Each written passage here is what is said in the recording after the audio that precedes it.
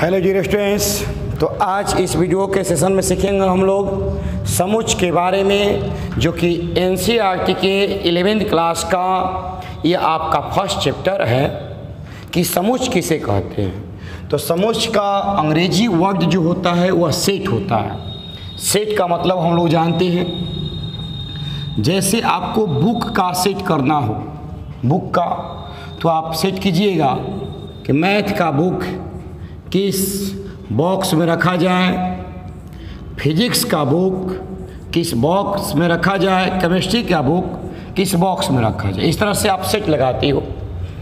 तो सेट का मतलब है किसी भी वस्तु को एकत्रित करना। तो चूंकि हम मैथ पढ़ रहे हैं, तो मैथ में सेट का मतलब यह होगा कि संख्याओं को एकत्रित करना, क्योंकि मैथ नंबर से चलता है। तो नंबर में आती है संख्या, तो संख्या को एकत्रित करने की प्रक्रिया ही समुच्चय कहलाता है। लेकिन यहाँ पर थोड़ा सा परिभाषा जो है वह त्रुटिपूर्ण है। क्यों?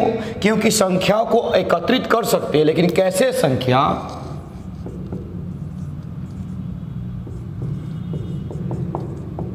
सुपरिभाषित होना चाहिए। वह संख्या आपका क्या होना चाहिए? सुपरिभाषित होना चाहिए। सुपरिभाषित का मतलब यह है जिसके बारे में आप भी जानते हो, उसके बारे में हम भी जानते हैं। जैसे किसी संख्या के बारे में कहें तो वह संख्या के बारे में आपको भी पता हो, हमें भी पता हो। जैसे कहें कि पेन का संग्रह, तो पेन मतलब कलम, कलम के बारे में आप भी जानते हो। ऐसे कहें कि बॉल पेन का संग्रह, तो बॉल पेन के बारे में आप भी जानते हो। जैसे कहें लिंक कलम का संग्रह, तो उसके बारे में आप भी जानते हो। तो सुपरिभाषित संख्याओं के संग्रह को समुच्चय कहते हैं। सब लिख सकते हैं कि सुपरिभाषित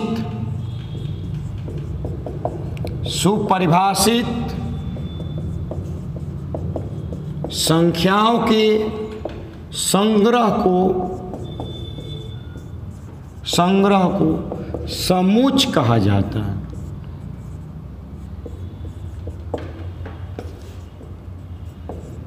वह संख्या कैसा होना चाहिए? सुपरिभाषित होना चाहिए, जिसके बारे में आप भी जानते हैं और उसके बारे में हम भी जानते हैं।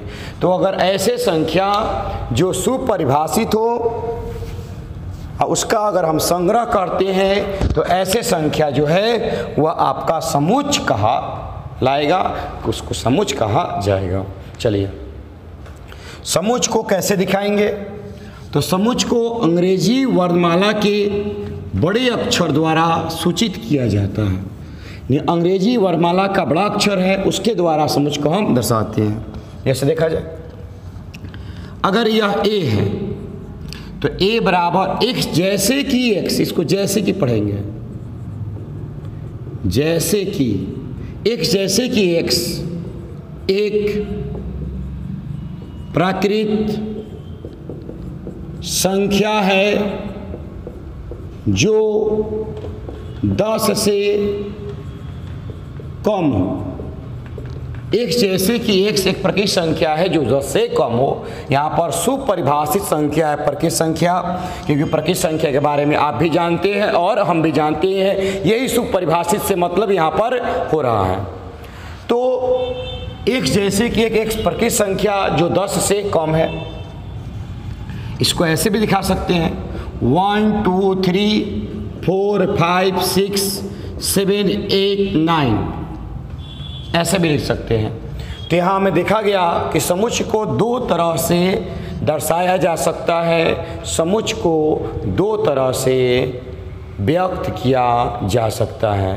पहला जो तरीका है वह है समुच्चय निर्माण विधि, और दूसरा जो तरीका है वह है रोस्टर विधि। तो यहाँ पर हमने समुच्चय का निरूपण सीखा कि समुच्चय को अंग्रेजी वर्णमाला के बड़े अक्षर द्वारा दर्शाया जाता है, लेकिन समुच्चय को जब हम व्यक्त किए तो उसे दो तरह से व्यक्त कर सकते हैं। पहला तरीका है ए नंबर, समुच्चय निर्माण विधि, समुच्चय निर्माण विधि। बी है रोस्टर विधि।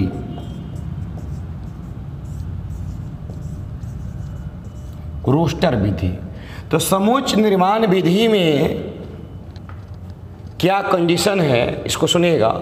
अगर किसी भी समुच्च को समुच्च निर्माण विधि में दर्शाना हो तो कैसे दर्शाएंगे या क्या परिभाषा होगा? संख्याओं को एक सरल, सहज एवं आसान नियम के साथ लिखने की प्रक्रिया समुच्च निर्माण विधि कहलाता है। संख्याओं को सरल, सहज एवं आसान नियम के तहत व्यक्त करने की प्रक्रिया समुच्च निर्माण विधि कहलाता है। जैसे कि x एक प्रकृत संख्या है जो 10 से क्या है, कम है। तो समुच्च निर्माण विधि देकर आप हेडिंग देकर लिख सकते हैं कि वैसे समुच्च जिसको सरल, सहज एवं आसान शब्दों में व्यक्त किया जाए तो वह नियम समुच्च निर्माण विधि कहलाता है। दूसरा है रोस्टर विधि या इसे सारणी विधि कहते हैं। रोस्टर विधि के अनुसार किसी भी संख्याओं को क्रम से कॉमा के साथ लिखने की प्रक्रिया रोस्टर विधि कहलाता है। जैसे कि यह आपका बी है, 1 2 3 4 5 6 7 8 9 दोनों एक ही चीज़ है, देख लो। यह है x, जैसे कि x एक प्रकृत संख्या जो कि 10 से कम है। 1 2 3 4 5 6 7 8 9 दोनों का मतलब एक ही है कि प्रकृत संख्या है लेकिन 10 से कम है। तो अर्थ यहाँ पर है कि हम समुच्च को दो तरह से व्यक्त कर सकते हैं, एक समुच्च निर्माण विधि से और दूसरा रोस्टर नियम से। तो यहाँ पर कुछ तथ्य हैं जिसको जानना आपको ज़रूरी है समुच्च के अंदर। ये तो हुआ कि समुच्च को दो तरह से हम व्यक्त कर सकते हैं। अगर मेरे पास समुच्च ए हो या सदस्य हो ए बी सी और डी, रोस्टर रूप में इसको व्यक्त किया गया, तो इसे ए बी सी को क्या कहेंगे? तो सदस्य कहेंगे। सदस्य है, क्या है? सदस्य है। किसका? समुच्च ए का। ए क्या कहा जाएगा? तो ए को हम समुच्च कहते हैं और समुच्च को हमेशा मंझले कोष्ठ में दर्शाया जाता है। समुच्च के सदस्यों की संख्या बराबर एन ए द्वारा दर्शाया जाता है। तो एन ए देख लो कई सदस्य, 1 2 3 4। तो एन ए बराबर क्या लिखेंगे हम? 4 लिखेंगे। जिस समुच्च में जितना सदस्य होगा उसका अनुसार दिखाइएगा आप लोग। तो यहाँ पर अगर यह कहा जाए कि ए जो है वह सदस्य है समुच्च ए का, यहाँ कहा गया कि ए जो है वह सदस्य है समुच्च ए का, तो इसे ऐसे दिखाएंगे, ए जो है यह सदस्य है समुच्च ए का। इस तरह से ए जो है वह सदस्य है समुच्च ए का। तो यह मैथ की भाषा में अगर इस तरह से कहीं व्यक्त किया गया हो तो इसका मतलब यह होगा कि ए जो है यह सदस्य है किसका? समुच्च ए का। आगे देखा जाए, अगर ऐसे हो कहीं पर व्यक्त किया जाए इस तरह से कि ए समुच्च नहीं है, ए सदस्य नहीं है, सदस्य नहीं है समुच्च ए का। ए जो है वह सदस्य नहीं है समुच्च ए का, तो उस समय में ए सदस्य नहीं है ए का, इस तरह से व्यक्त किया जाएगा। ए जो है वह सदस्य नहीं है ए का, इस तरह से सिंबल होगा। मतलब कि अगर यह एक समुच्च होता जो ऐसे होता बी सी डी, इसमें ए है ये नहीं है, तो उस समय यह काम करेगा कि ए सदस्य नहीं है ए का। ठीक है यहाँ तक। तब हम लोग आगे बढ़ते हैं कि समुच्च को अंग्रेजी वर्णमाला के बड़े अक्षर द्वारा दिखाया गया। समुच के अंदर रहने वाले संख्याओं को उस समुच का सदस्य कहा गया। जैसे ही आगे बढ़ते हो तो आपको मिला समुच को व्यक्त करने का तरीका। तो समुच को दो तरह से व्यक्त किया गया, एक समुच निर्माण विधि और एक रोस्टर विधि। तो हमने देखा कि समुच के अंदर संख्याओं को गिन सकते थे ना, कुछ ऐसे भी समुच होंगे जिसके संख्याओं को हम गिन नहीं सकते हैं। तो यहाँ पर आया कि गिनती के आधार पर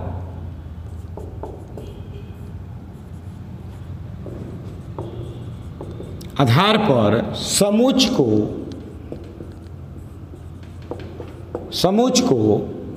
दो भागों में बांटा गया है। गिनती के आधार पर समुच को दो भागों में बांटा गया। ए नंबर परिमित समुच, जिसे हम इंग्लिश में फिनाइट सेट कहते हैं।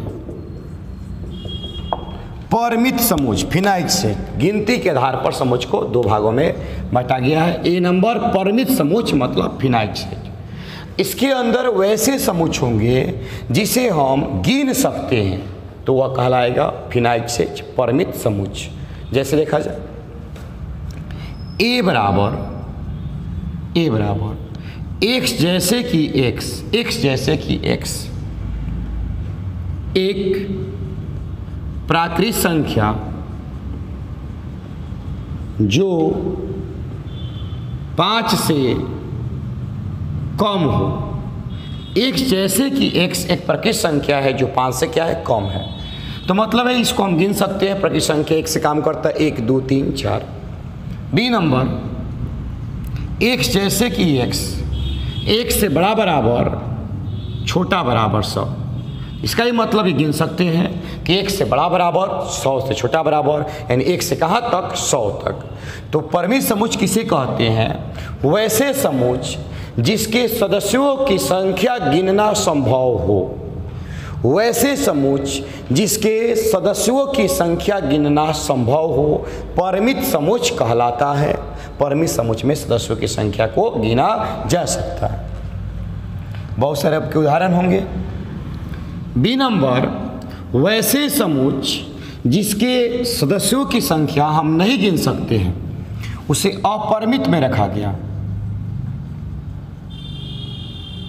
अपरिमित समुच, इनफिनाइट सेट। वैसे समुच जिसके सदस्यों की संख्या गिनना संभव नहीं था, वैसे समुच जिसके सदस्यों की संख्या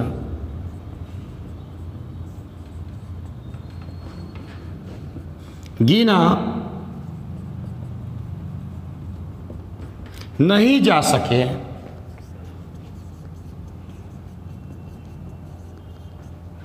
इनफिनाइट सेट कहलाता है। वैसे समूह जिसके सदस्य की संख्या हम नहीं गिन सकते। जैसे ए नंबर में देख लो, बढ़िया से वो आता है कि बताइए दिया गया समुच जो है वह परिमित है कि अपरिमित है। तो आपको देखना होगा कि उसके सदस्य को हम गिन पाते हैं कि नहीं गिन पाते हैं। अगर सदस्य की संख्या गिन लेंगे तो वह परिमित कहलाएगा, अगर सदस्य की संख्या नहीं गिन पाएंगे तो वह अपरिमित कहलाएगा। जैसे में x जैसे कि x तारों का समुच ना। बी नंबर x जैसे कि x प्राकृत संख्या जो 4 से बड़ा हो। बताइए तो 4 से बड़ा प्राकृत संख्या कौन है? गिनना संभव है? 5, 6, 7, 10 लाख से और 20 लाख से और 25 लाख से और 30 लाख से गिन पाएंगे हम? गिनना संभव नहीं है। तो वैसे समूह जिसके सदस्य को नहीं गिन सके हम वह अपरिमित में रखा गया, वैसे समूह जिसको सदस्य को गिन सके हम उसे परिमित में रखा गया। तो अपरिमित मतलब वैसे समूह जिसके सदस्यों को हम नहीं गिन सकते थे, अपरिमित कहलाया। वैसे समूह जिसके सदस्यों को हम गिन सकते हैं, परिमित कहलाया। तो यह ध्यान दीजिएगा कि संख्या सबसे बड़ा चीज़ है, तो संख्या पर आपको कमांड होना चाहिए। जैसे आपको कह दे कि x का संबंध या एक सदस्य है n का, n मतलब प्राकृत संख्या, n मतलब प्राकृत संख्या। प्राकृत संख्या कहाँ से होता है?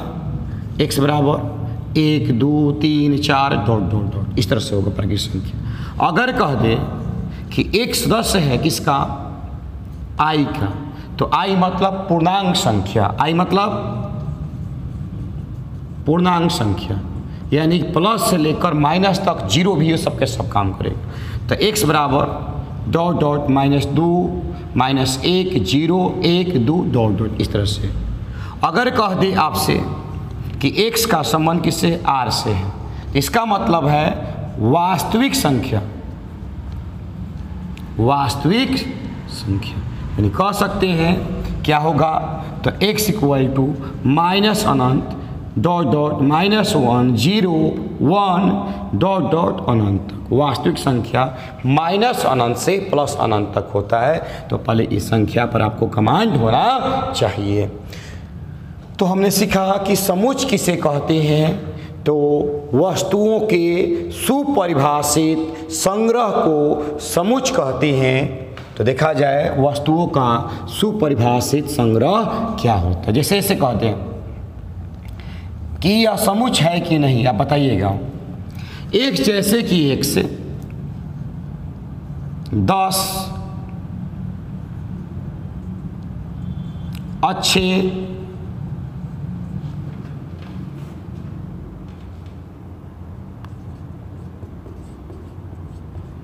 क्रिकेटर का संग्रह, 10 अच्छा क्रिकेटर का संग्रह कीजिए। देखिए ये सुपरिभाषित नहीं है।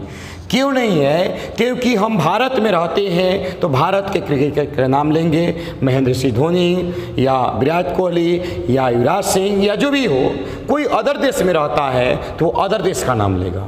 हमने कहा था कि वह सुपरिभाषित होना चाहिए। अगर हमें ये कहें कि यह पेन है तो यह आरा में भी पेन है, ऑल इंडिया में पेन होगा। इस आरा से, इस शहर से, इस देश से बाहर में जाओगे इंग्लैंड में, इसका नाम पेने होगा, तब यह सुपरिभाषित है। लेकिन अगर हम कह दें कि 10 अच्छे क्रिकेटर का संग्रह बताइए, तो आप कहिएगा ना कि हम भारत में रहते हैं तो महेंद्र सिंह धोनी होगा, विराट कोहली होगा, तो कोई और कहेगा। अगर कोई ऑस्ट्रेलिया में रहता है तो ऑस्ट्रेलिया क्रिकेट का नाम लेगा, अगर कोई पाकिस्तान में रहता है तो अपना देश के क्रिकेट के नाम लेगा। तो इस समय यह जो संग्रह होगा वह सुपरिभाषित नहीं होगा। लेकिन यही हम कहते हैं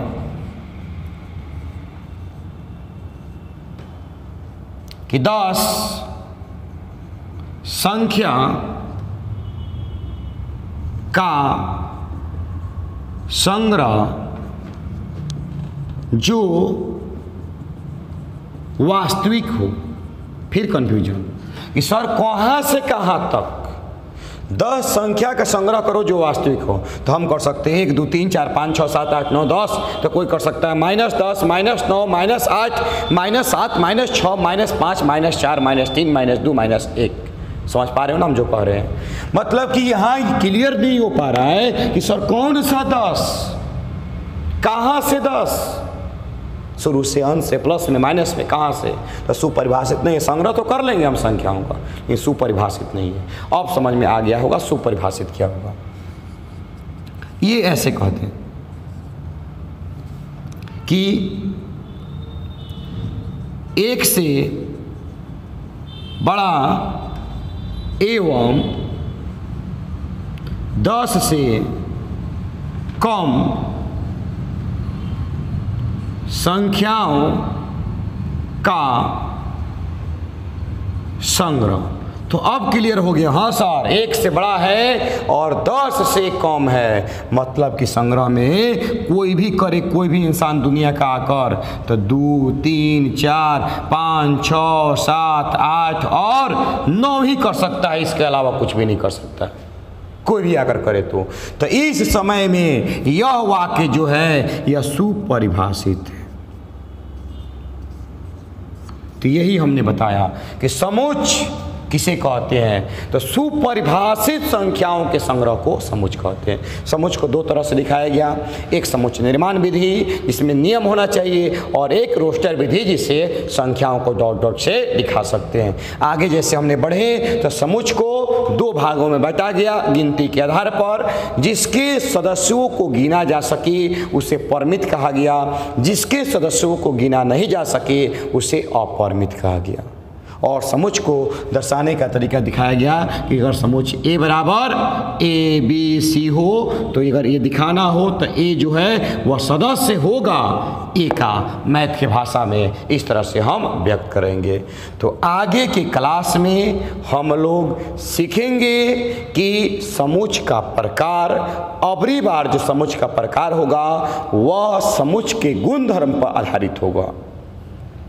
यह था गिनती के आधार पर, गुणधर्म के आधार पर होगा। जैसे कि हम कह दें कि रिक्त समुच्च, तो रिक्त समुच्च का मतलब यह है कि एक ऐसा घर, रिक्त समुच्च जिसे एम्प्टी सेट कहते हैं,